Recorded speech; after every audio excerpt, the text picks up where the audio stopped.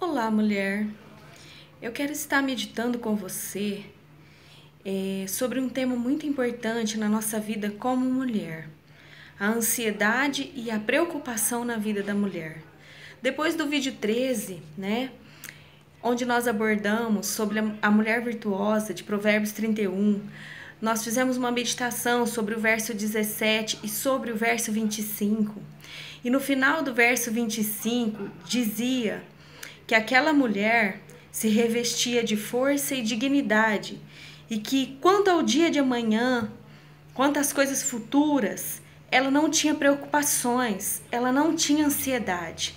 E o Senhor tocou no meu coração da gente estar fazendo um vídeo especial, falando um pouquinho sobre a ansiedade nas nossas vidas, para que nós possamos combater esse mal e que esse mal não venha roubar as nossas forças, não venha tirar o nosso vigor e o nosso ânimo de continuar lutando e colocando as nossas vidas na mão do Senhor, para que Ele nos use como uma mulher abençoada, uma mulher virtuosa, uma mulher sábia na nossa geração.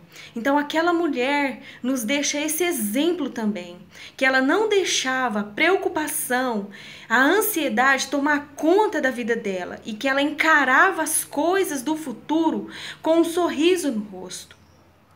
A palavra do Senhor em Filipenses 4, no verso 6, diz assim: não andem ansiosos por coisa alguma, mas em tudo, pela oração e súplicas e com ações de graças, apresentem seus pedidos a Deus.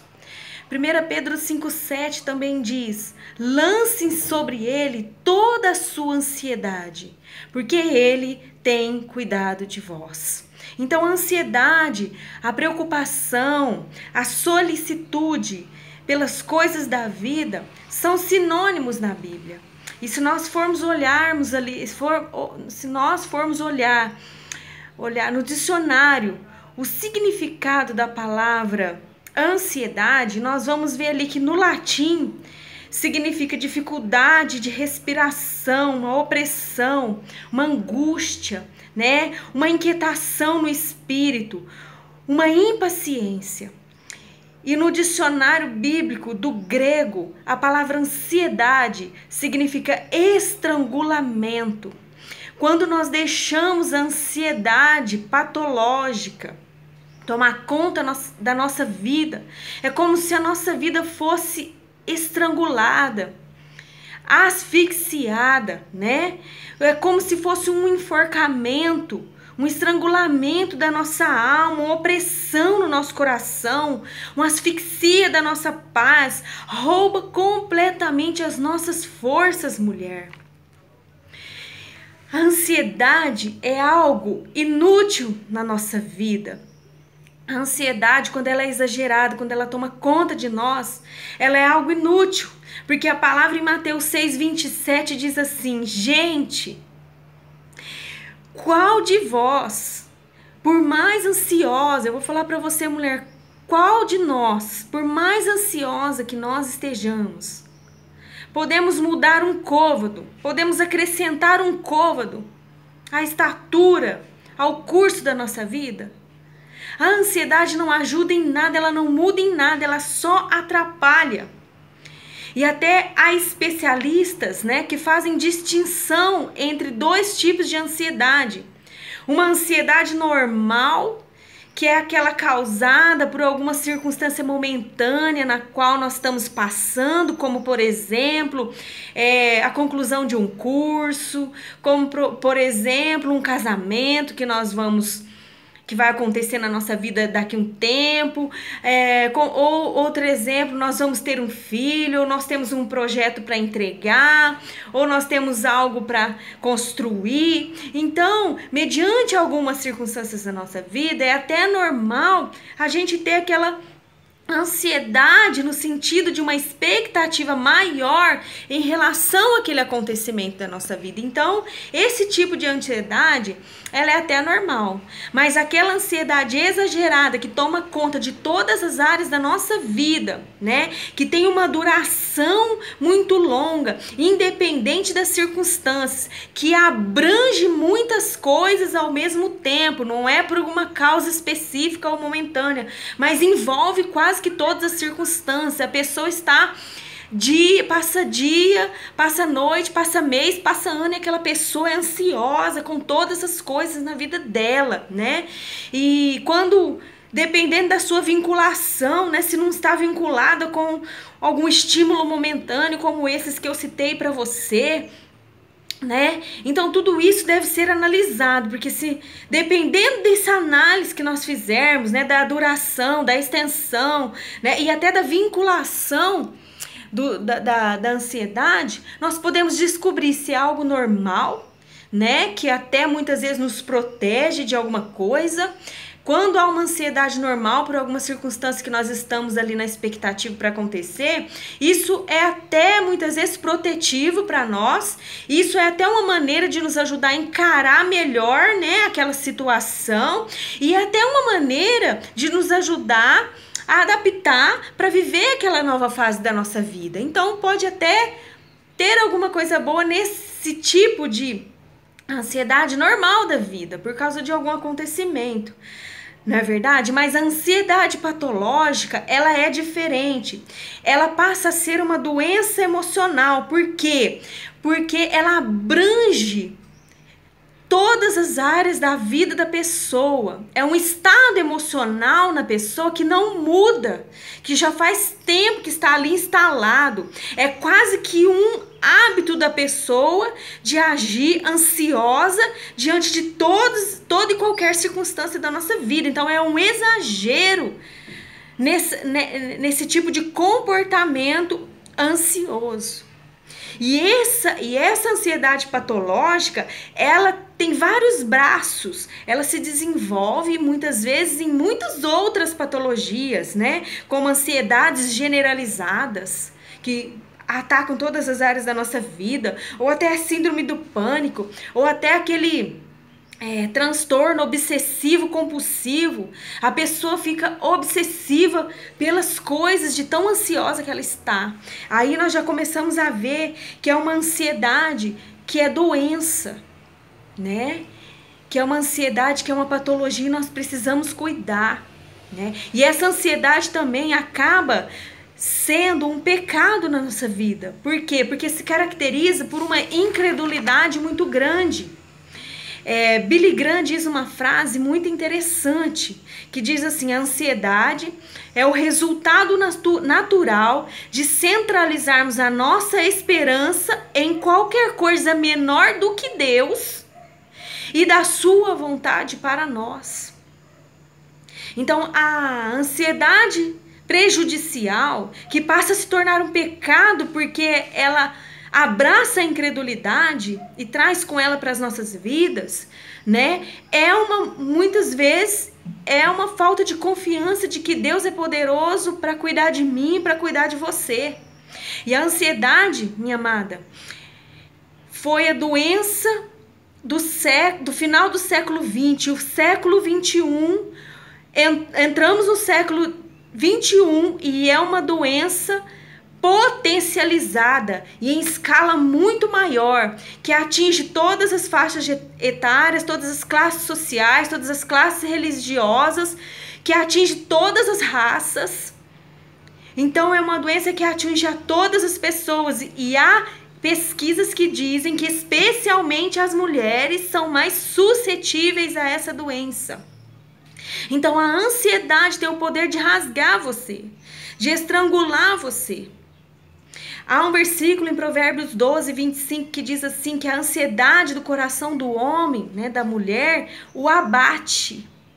Você fica abatida, você fica prostrada, você fica descaracterizada como mulher de Deus, como criação de Deus. Nós não podemos deixar essa ansiedade como um transtorno fazer parte da nossa vida, Nós precisamos combater. Ah, Luciana, mas o que produz ansiedade? Há várias coisas que podem produzir ansiedade nas nossas vidas.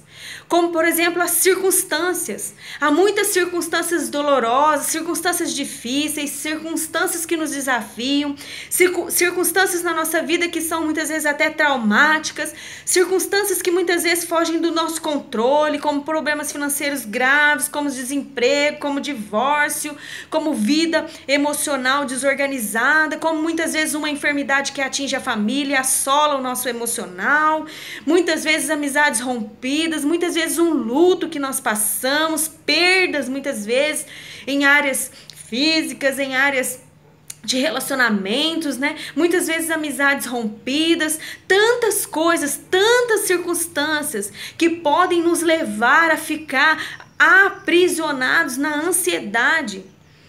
Há coisas que causam ansiedade na nossa vida e nós precisamos saber lidar com elas e tomar cuidado para que as circunstâncias difíceis, desafiadoras, muitas vezes traumáticas mesmo, não roubem a nossa sanidade espiritual. Outra coisa que é produtor de ansiedade muitas vezes é relacionamentos feridos, machucados, muitas vezes relacionamentos que trazem angústia, que trazem estresse, muitas vezes aquelas pessoas que deviam estar conosco, que deviam estar no nosso apoio, que deviam estar do nosso lado, que deviam ser nossos parceiros, amigos, companheiros, em relacionamentos, e nós vemos essas pessoas traindo, né?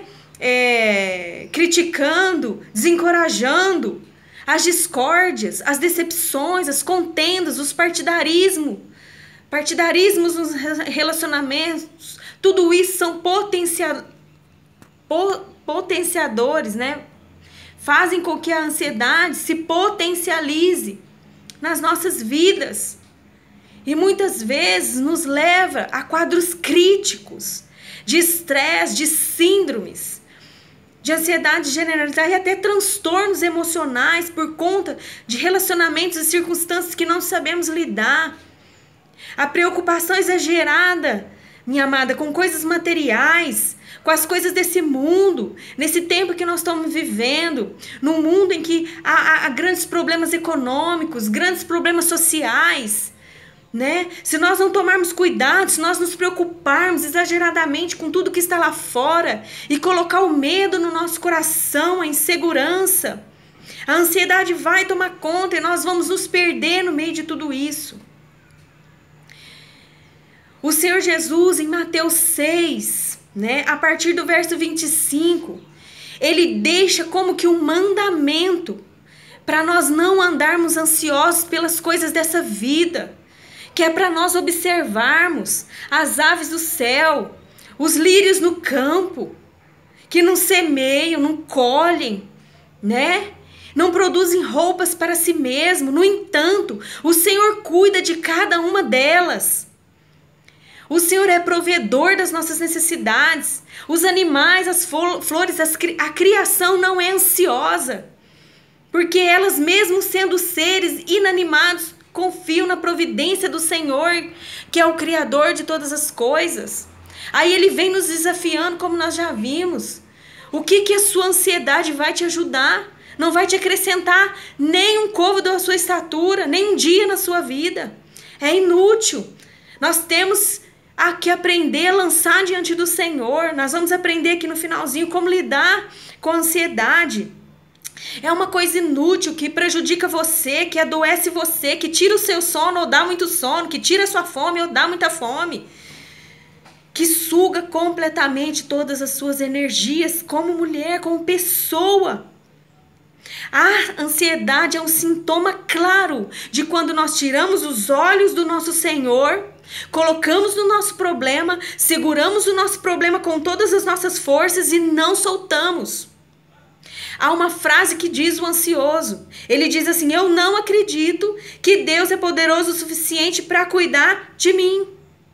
Essa é uma frase que todo ansioso diz dentro de você mesmo. Às vezes ele não coloca para fora, mas é o que diz o interior ansioso dele. Ah, Luciana, mas tem cura para a ansiedade?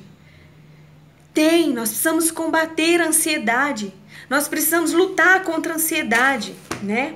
Filipenses 4, no verso 6, eu já li para você, mas eu vou ler de novo. Diz assim, olha, não andeis ansiosos por coisa alguma. Por nada, por coisa alguma, nada. Em tudo, sejam conhecidos diante de Deus as suas petições, né? Pela oração, pela súplica, com ações de graças. Então, a primeira coisa, o primeiro remédio, antídoto contra a ansiedade que eu vou passar para você aqui nessa hora é a oração.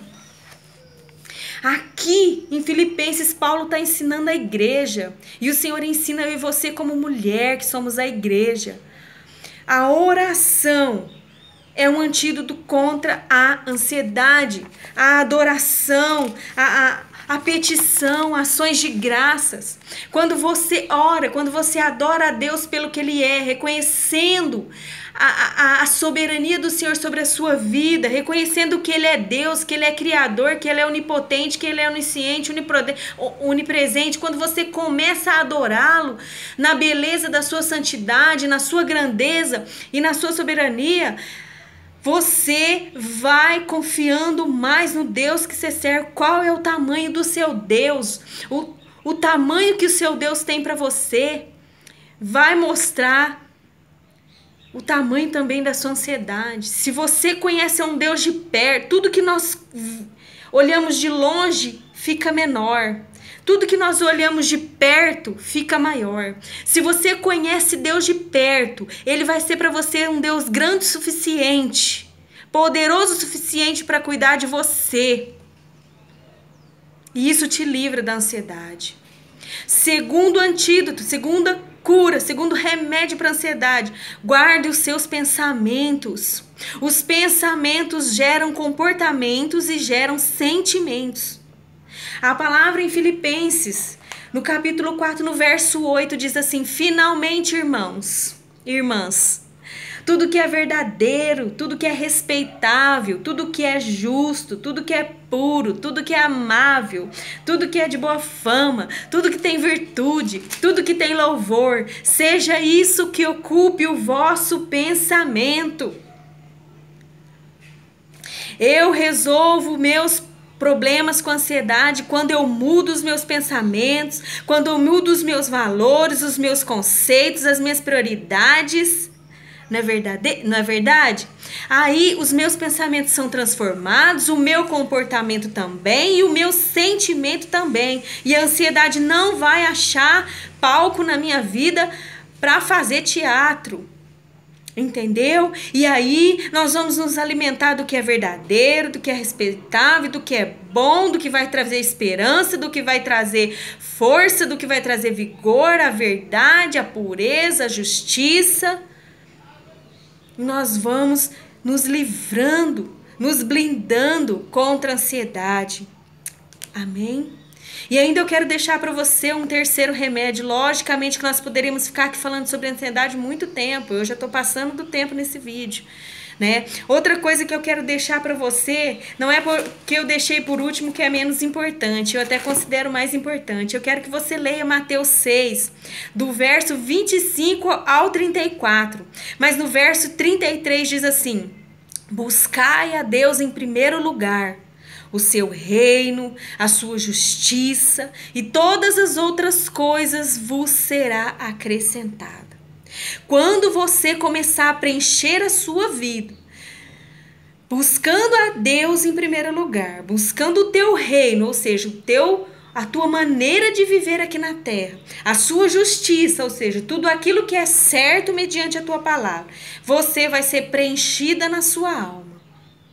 Você vai estar preenchida e vai entender que todo mais que você necessita, você não precisa se preocupar, você não precisa se desgastar e você não precisa sofrer com uma coisa, com um problema que às vezes não aconteceu ainda ou que nem vai acontecer, mas você crê que tudo que for necessário, tudo que for para você, o Senhor vai te acrescentar e isso vai te livrar da ansiedade também.